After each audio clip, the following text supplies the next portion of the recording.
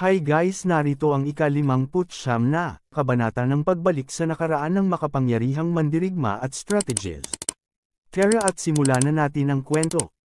Nang matapos ni Nia Li na ayusin ang kanyang aura, 10 araw na ang lumipas.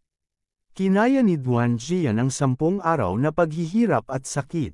Sabi ni Duzi, ano ang nangyayari sa kanya? Ang kanyang aura ay lumalabo ng lumalabo. Sabi ni Lu Piao, hindi naman siya mamamatay basta-basta, di ba? Kinakabahan sina Weinan at Jun. Si Duan Jian ay wala pang malay. Sa isip niya, kung kaya lang ni Duan Jian nalampasan ito, may pagkakataon siyang maging isang supreme expert. Sa kabilang banda, habang siya ay walang malay, hindi pa rin ito nagpapakita ng paggalaw. Nakatingin lang ang ating bida. Tumalikod na siya. Sabi niya, mukhang tapos na. Sabi ni Duzi, wala ng aura. Habang nakatingin si Duzi, may narinig siyang bad Ganun din sina Lu Piao at Ninger, bad Tumibok ang puso ni Duan Jian. Boom! Sumabog ang napakatinding aura, napangiti si Nia Li. Ramdam nila ang lakas nito. Nakapikit pa rin si Duan Jian. Nasira ang nakakabit sa kanya. Pati na rin ang tali sa kanyang mga kamay. Takot na sabi ni Lu Piao, anong klaseng halimaw ito? Maririnig ang pagkasira ng mga nakatali kay Duan Jian. Napakaganda ng pagtayo ni Duan Jian. Ang mga kadena ay nagkasira-sira. Nakapikit pa rin siya. Ang kanyang mga pakpak ay ibinuka. Binuksan na niya ang kanyang mga mata. Tumingin siya sa gilid. Kasabay na naglakad siya. Habang naglalakad, tinignan niya ang kanyang kamay. Ang lakas na ito. Sabay tingin paunahan. Takot na reaksyon ni Jun, habang ang ating bida ay kalmado lamang. Patuloy sa paglalakad si Duan Jian. Sabi ni Lu Piao, delikado. Si Duan Jian ay biglang lumuhod. Sabi ni Duan Jian sa harap ni Nia Li, ang aking pinakamalalim na pasasalamat sa Master sa Along pagbabago sa akin. Mula ngayon, ang buhay na ito ni Duan Jian ay para sa Master. Kung gusto ng Master na mabuhay ako, mabubuhay ako, kung gusto ng Master na mamatay ako, mamamatay ako. Nakangiti lang ang ating bida. Habang nakatingin kay Duan Jian. Ang iyong pisikal na lakas ay hindi na mahina kaysa sa isang legend rank, pero hindi ka pa rin kapantay ng isang tunay na legend rank expert. Sa ngayon, hindi mo pa maipapakita ang iyong lakas. Mas mabuting ibalik ang mga kadena. Opo, Master. Sikong, matandang bastardo ka. Maghintay ka lang. May napansin pa si Nia Li. Nakita niya na may kulang sa katawan ni Jian. Ang selyo ay nawala na rin. Sinulatan niya ito ng panibago. Nagdagdag ng marka. Sa ganitong paraan, hindi nila malalaman. Ilayo pa ang mga pakpak. Sige, mukhang ganoon pa rin. Sa totoo lang, ang selyo ay tinanggal na, at maaari ka na ring maglinang ngayon. Sa totoo lang, nasa black gold rank ka na. Sabi ni Nia Li, dahil dito, ang ating grupo ay naging mas malakas pa. Habang natigilan ang lahat, ipinakita ang labas ng tinutuluyan nila habang umuulan. Sabi ni Duzi, pagkatapos linisin ang napakaraming scarlet blood crystal, lahat tayo ay nakaabot na sa gold rank. Sabi ni Nia Li, pagkatapos lang maabot ang gold rank, kailangan pa nating patatagin ang ating paglilinang. Maglalakad-lakad ako at mag-oobserba sa pamilyang Silverwing. Kapag nasa atin na ang mga bato ng liwanag, iiwan na natin ang lugar na ito. Sabi ni Ninger, Nia Li, gusto mo bang sumama ako sa iyo? Hindi na kailangan, mas mabuting manatili ka rito. Mas maraming tao ang maaaring magpahirap sa pag-ikot sa halip. Nakatingin lang si Jian. Sabi ng kawal, binata bati po. Whoosh, bati po. Tumalon siya. Sa kabilang banda, may maririnig na mga tunog, crack. Maririnig ang isang lumilipad na halimaw, roar. May lumilipad na mga palaso. Inaatake ito ng mga kawal, ganoon din ng mga Thunderbird. Mukhang ang pamilyang Silverwing ay hindi rin komportable dito, dahil sa pang-araw-araw na banta ng mga demonyo sa paligid. Magtingin tayo sa ibang lugar. Sa isip niya, mas maganda kung wala ang ilang gold rank na iyon na nagbabantay sa akin. Naalala ko na ang kanilang minahan ay nasa paligid dito. Ipinakita ang mga manero habang nagtatrabaho. Napabuntong hininga ang isa. Bigla itong hinato ng kawal gamit ang latigo. May nakatalikod. Ito pala si Hanggayo. Nakatingin lamang ito. Tinitignan din si Hanggayo ng isang kawal. Sa harap nito, may bumagsak. Isang matanda. Napansin ito ng kawal. Basura, isang simpleng gawain at hindi mo man lang magawa ng tama. Ang matanda ay hinagupit ng matindi gamit ang latigo. Nasaktan ang matanda, habang pinapalakad ito ng kawal. Napunit at nasugatan ang matanda sa ginawang paghataw. Pinipilit na tumayo ng matanda. Habang tumatayo ang matanda, hinato na naman ito ng kawal. Walang silbi na matandang lalaki. Punit na naman ang tinamaan ng latigo. Habang ngumiti ang kawal, may mabilis na tumakbo papunta sa matanda, lolo. Napansin ito ng kawal. Tigilan mo ang paghampas sa aking lolo. Hinato din ito ng kawal, naghahanap ka ng kamatayan.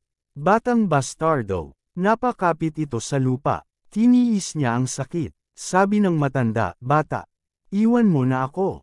Hindi, hahato na naman ang kawal, talagang matigas ang ulo mo, ano? Nasisiyahan ang kawal sa kanyang ginagawa.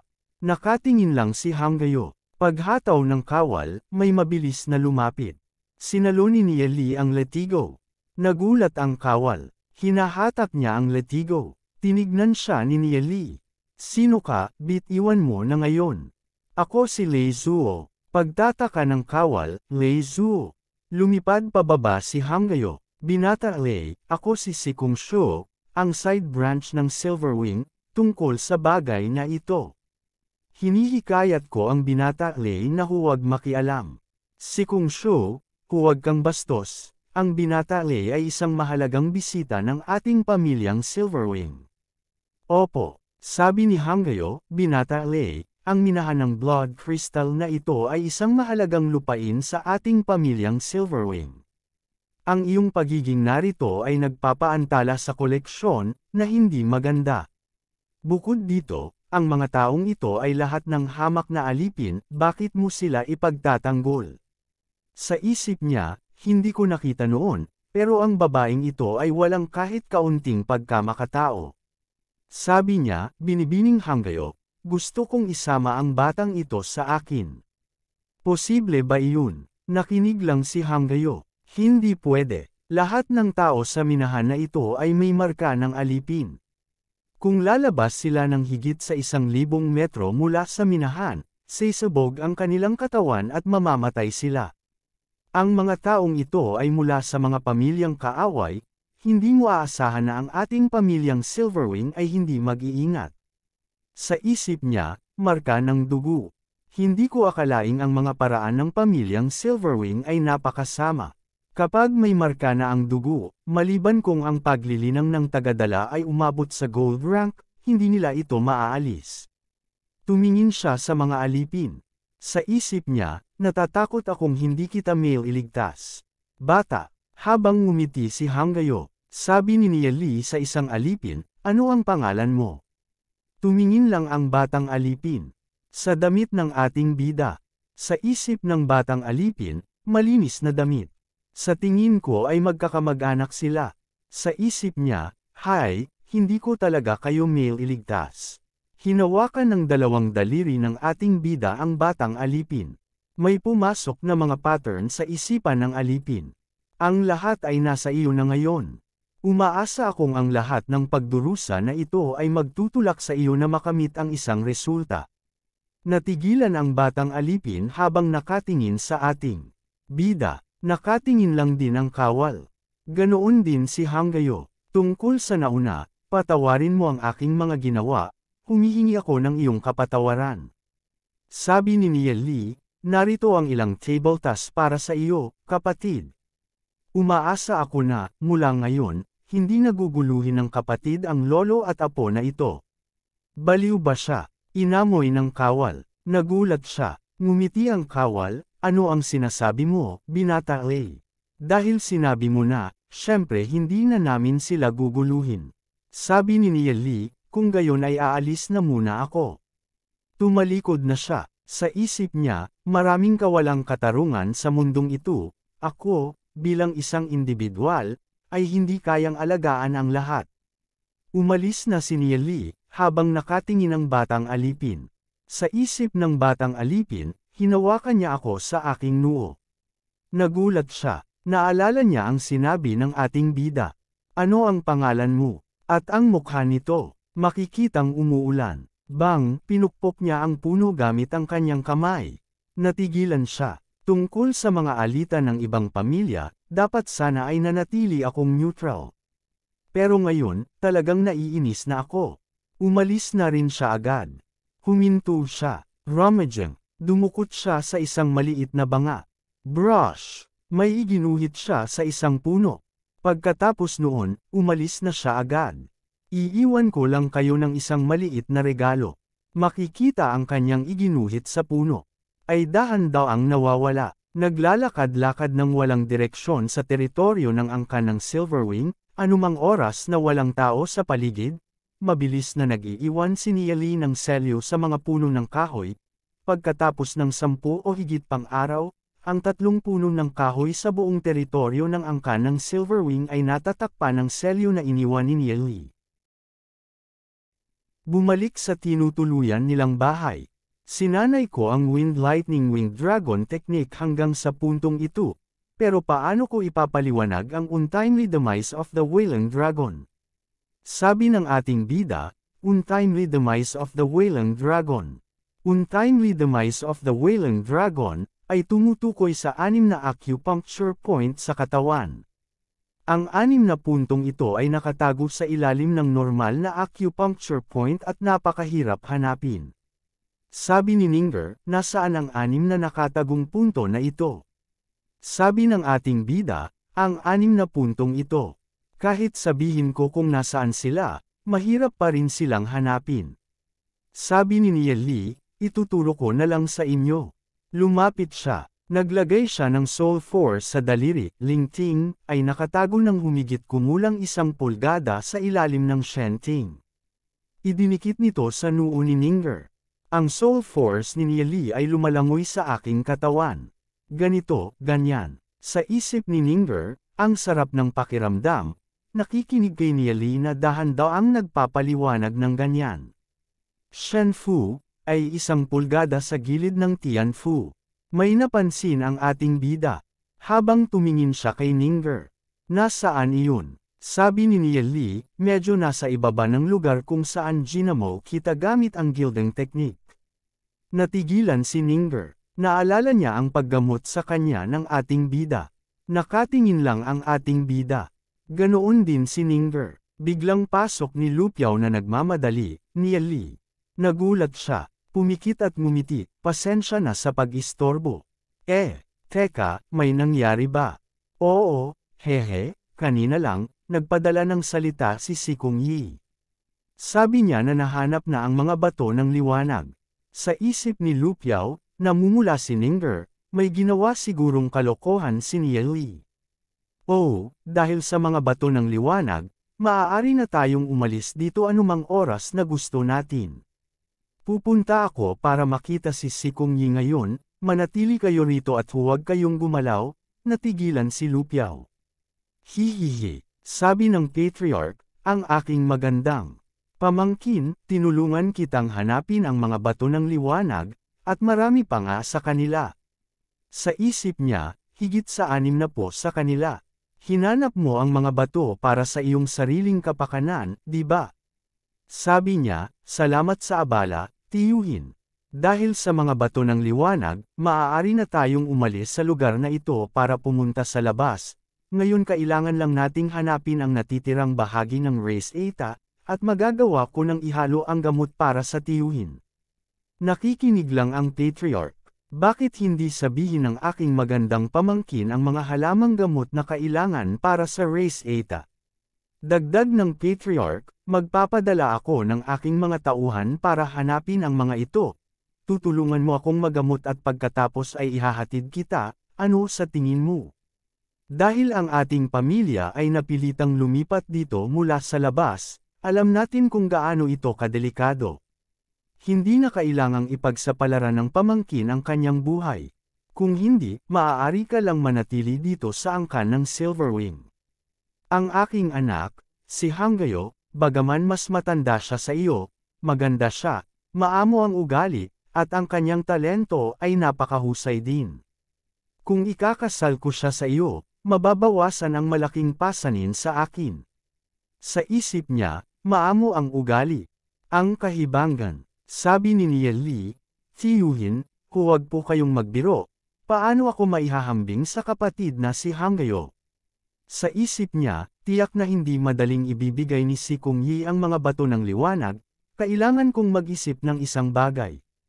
Hehe, hindi na kailangang magpakumbaba ang pamangkin.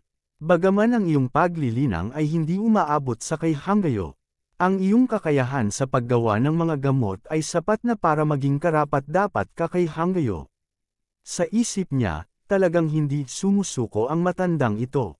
Maaari ngang magpadala ang tiyuhin ng isang tao para mag-ani ng gamot, pero sa labas ng mundo ay may mga demonyo sa lahat ng dako, napakadelikado, natatakot akong hindi nila malalaman kung saan aanihin ang gamot, kung umalis sila pero hindi na bumalik.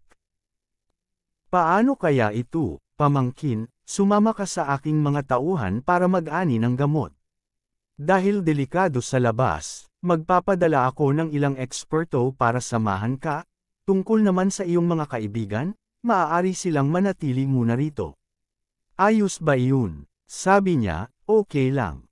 I wonder kung sino ang gustong ipadala ng matanda para samahan ako. Sa isip niya, direktang ginagamit sila bilang mga bihag. Gaano ka walang awa? Sa aking teritoryo, ako lang ang nakarating sa legend rank. Mayroon ding 2 black gold rank na matatanda, pero may mahahalagang responsibilidad sila at hindi sila makakaalis. Magpapadala ako ng 5 gold rank para protektahan ka, sapat na ba iyon? Tumawa ang ating bida, sa isip niya, mukhang medyo nag-aalala pa rin siya sa labas ng mundo. Sabi ng ating bida, masyadong nag-aalala ang tiyuhin, 2 gold rank ay sapat na. Ang labas ng mundo ay hindi ganoon kadelikado gaya ng iniisip ng tiyuhin. Sabi ng patriarch, kung 2 gold rank lang, mag-aalala pa rin ako. Mas mabuti pa ring magpadala ng 5 gold rank kasama ka. Okay lang din iyon, pero may kahilingan ako. Anong kahilingan? Sabihin mo na lang ng diretsyo, pamangkin. Maraming halamang gamot at mga epekto ng gamot ang mahirap kontrolin. Gusto kong isama si Duan Jian para subukan ang gamot sa kanya. Sa isip ng patriarch, bakit ba gustong-gusto ni Nieli si Duan Jian, pero, batay sa nangyari sa mga nakaraang araw, talagang ginagamit niya ito para subukan ang gamot. Patuloy ang pag-iisip, kahit na ano, si Duan Jian ay 3 star gold rank lang, kaya hindi siya makakagawa ng malaking gulo. Sabi ng patriarch, sige, isasama mo na rin si Duan Jian. Sabi ng patriarch, magiging handa ka na. Bang umalis bukas? Sabi ni Niel Lee, sige. Kung gayon ay aalis na muna ako. Napakagaling, pamangkin, sa isip ng patriarch, ang iyong mga kaibigan ay nasa aking kamay, kaya hindi ako naniniwala na hindi ka babalik. Umalis na ang ating bida. Nakasimangot ang patriarch. Tumayo ito, Hanggayo, sa tingin mo ba ay gagawa ng anumang panlilinlang itong si Lei Zuo? Hey, kahit na gusto ni Lei Zuo na maglaro ng ilang panlilinlang, hanggat hawak natin ang kanyang mga kaibigan dito, hindi na tayo dapat mag-alala na hindi siya babalik. Mabait ang taong ito, at tiyak na hindi niya iiwan ang kanyang mga kaibigan. Napakaganda, kung mapapagaling ang sakit ng ating pamilyang Silverwing, ano pa ang dapat katakutan mula sa ibang mga pamilya? Kapag nagkaisa na ang lahat ng pamilya dito, magtingin ako sa labas ng mundo. Magkilos tayo sa gabi 10 araw mula ngayon. Kapag nagsimula na ako, lahat kayo ay tumakas ayon sa ruta na ito. Sabi ni Niel Lee, iyon na ang sitwasyon. Hawak sa ilong. Sa pagkakataong ito, tiyak na magkakagulo ang pamilyang Silverwing. Sabay ngiti niya. Ipinakita si Gian. Habang nakayuko, naging seryoso ang mga mata. At dito nagtatapos ang kabanata. Maraming salamat po.